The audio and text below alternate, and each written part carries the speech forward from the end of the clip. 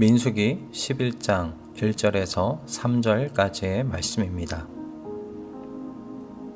주님께서 들으시는 앞에서 백성들이 심하게 불평을 하였다. 주님께서 듣고 진노하시어 그들 가운데 불을 놓아 진 언저리를 살라 버리셨다. 백성이 모세에게 부르짖었다. 모세가 주님께 기도드리니 불이 꺼졌다. 그래서 사람들은 그곳 이름을 다베라라고 불렀다. 주님의 불이 그들 가운데서 타올랐기 때문이다. 아멘. 민수기 10장 33절을 보면 이스라엘이 시내산을 떠나 3일이 지났다는 것을 알 수 있습니다. 시내산을 떠나 3일 만에 이스라엘 백성이 불평을 터뜨리기 시작한 것인지는 확실하지는 않습니다. 좀 더 지났을 수도 있겠지요. 그러나 분명한 것은 시내산을 떠나온 지 얼마 되지 않아 이스라엘 백성이 하나님 앞에서 심한 불평을 쏟아 놓았다는 것입니다. 우리말 성경에는 분명하게 번역이 되어 있지는 않지만 이스라엘 백성에게도 불평의 이유가 있었던 듯 싶습니다. 영어 성경에는 이스라엘 백성이 고난 중에 불평했다고 기록되어 있기 때문인데요. 고난, 역경, 고통 등으로 번역될 수 있는 각기 다른 단어들로 영어 성경이 번역되어 있는 것을 확인할 수 있습니다. 즉, 이스라엘 백성의 불평의 원인은 그들이 광야에서 겪게 된 고난 때문이었다는 것입니다. 시내산 아래가 얼마나 편했었는지는 잘 모르겠습니다. 그것도 그리 편한 장소는 아니었으리라 생각되는데요. 그러나 그들은 그곳을 떠난 지 얼마 되지 않아서 겪게 된 일들로 하나님께 불평합니다. 그 불평이 어떤 것이었는지는 정확하지는 않습니다. 그러나 심하게 불평한다. 개역 개정으로는 악한 말로 원망하매로 되어 있는 것을 보면 이스라엘의 불평은 도가 넘었던 것 같아 보입니다. 이스라엘은 시내산을 떠나오면서 무엇을 기대했을까요? 이집트에 전무후무한 10가지 재앙을 내린 하나님, 그리고 그 하나님의 백성이 된 자신들의 앞길에는 고통과 고난이 찾아오지 않을 줄로 알았던 것일까요? 분명해 보이는 건 이스라엘 백성이 3일 길 만에 불평을 쏟아냈다는 건 자신들의 기대와는 너무나 다른 광야라는 현실의 삶이 당황스러웠던 것일 겁니다. 하나님께서는 그들의 악한 말의 원망 소리에 진노하시고 진 언저리에 불을 내리십니다. 하나님께서는 이처럼 이스라엘의 원망과 불평의 소리를 불로 살라 버리셨습니다. 시내산 출발 3일 만에 불평과 원망을 쏟아내는 이스라엘을 보면 마치 제 자신을 보는 것 같습니다. 그러면서 얼마나 많이 하나님을 진노하게 해드렸을지를 생각해 보게 됩니다. 그래서 생각해 보는 겁니다. 어떻게 하면 불평과 불만을 내 입에서 끊어버릴 수 있을까? 어떻게 나의 마음에서 불평을 떨쳐버릴 수 있을까? 그 비결은 이미와 아직 사이에 내가 놓여 있다는 것을 기억하는 것입니다. 어제 우리가 함께 본 나팔 규정의 말씀을 보면 참 신기한 내용이 있습니다. 아직 이스라엘 백성은 시내산 아래에 있는데요. 그들은 가나안을 향해 첫걸음도 지금 떼지 않았었습니다. 그런데 하나님께서는 가나안 정착 이후에 나팔 규정까지 말씀하십니다. 물론 이런 내용은 민수기에만 있지는 않습니다. 레위기에서 절기를 지키는 내용과 관련해 하나님께서 주신 규정 안에서도 이미 가나안 땅이 이스라엘에게 주어진 것을 전제로 말씀하시는 규정들을 곳곳에서 볼 수 있습니다. 이를 통해 무엇을 우리는 알 수 있을까요? 하나님의 시선에는 가나안 땅이 이미 이스라엘의 소유라는 것입니다. 그러므로 이스라엘 백성은 아직 가나안 땅을 향해 걸음도 떼지 않았지만 그 땅의 정복민으로 행동하고 생각하면서 약속의 땅을 향해 걸어갈 수 있었습니다. 물론 현실은 아직 광야를 걷는 중이지요. 광야를 살아가는 중입니다.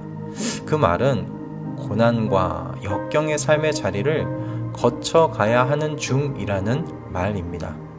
하지만 그 고난과 역경의 삶의 길은 이미 그 땅을 소유한 자들로서 약속의 땅 가나안에서 어떻게 새로운 삶을 시작할 것인지, 그 땅에서 내 가족들과 자유로이 하나님을 섬기며 주어진 땅을 어떻게 경작할지 계획을 세우면서 걸어갈 수 있는 가슴 뛰는 길이 될 수도 있었습니다.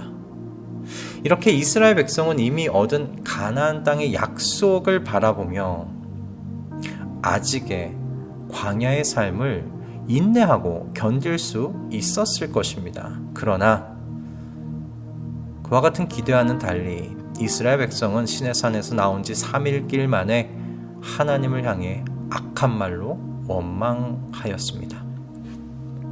우리는 오늘 본문의 이스라엘에게서 분명한 교훈을 얻어야 합니다. 우리는 눈에 보이는 광야를 지나가고 있지는 않지만 광야와 같은 현실의 삶을 살아가고 있습니다. 고난과 고통이 있고요. 슬픔과 아픔이 늘 상존하는 우리네 광야길입니다. 하지만 이 광야길을 걸어가는 우리에게도 이스라엘 백성들과 똑같이 분명히 이루어진 약속이 주어져 있습니다. 바로 하나님 나라에 대한 약속입니다.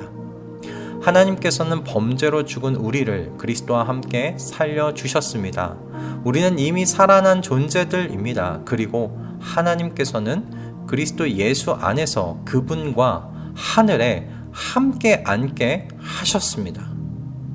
미래에 앉게 될 것이라는 것이 아닙니다. 지금 이미 주어진 것을 말씀하고 있습니다. 가나안 땅이 이미 이스라엘 백성의 것이라고 말씀하고 계신 것과 같이 하나님께서는 예수 그리스도 안에서 성도는 이미 하나님 나라에 앉아 있는 존재라고 말씀하고 계시는 겁니다. 이처럼 우리는 하늘에 앉아 있는 존재들입니다. 우리의 두 발은 이 땅을 딛고 있지만 우리의 현실은 이미 하늘에 앉아 있는 존재들이다 라는 겁니다. 그러니 고난과 고통이 있고 슬픔과 아픔이 자리하고 있는 광야와 같은 인생길, 이 아직의 길을 이미 이루신 하나님의 약속을 붙잡고 성도는 인내하며 오히려 그 나라의 영원한 삶을 이야기하고 꿈꾸고 계획도 세워보면서 이 아직의 광야와 같은 인생길을 걸어갈 수 있습니다. 히브리서 12장 2절에는 믿음의 창시자요 완성자이신 예수를 바라보라고 권면하고 있어요. 그분은 자기 앞에 놓여있는 기쁨을 내다보고서 부끄러움을 마음에 두지 않으시고 십자가를 참으셨습니다. 그리하여 그는 하나님의 보좌 오른쪽에 앉으셨다고 말합니다. 여러분, 예수님도 이미 놓여있는 기쁨을 바라보시며 아직 지나가야 하는 십자가의 자리를 참으셨습니다. 그러므로 이미 우리의 것이 된 미래의 기쁨을 믿음으로 오늘도 내다볼 수 있게 해달라고 우리 함께 기도하십시다. 그래서 아직의 오늘을 견디어내십시다. 인내하십시다. 아니, 오히려 기쁨 가운데 영원한 하나님 나라에서의 삶을 진심으로 꿈꾸고 이야기하며 어떻게 주님 안에서 그 영원한 삶을 누릴 것인지를 계획하고 생각하며 아직의 오늘을 승리하십시다. 하나님의 나라는 예수 그리스도 안에서 이미 저와 여러분의 것입니다. 새로운 아침입니다.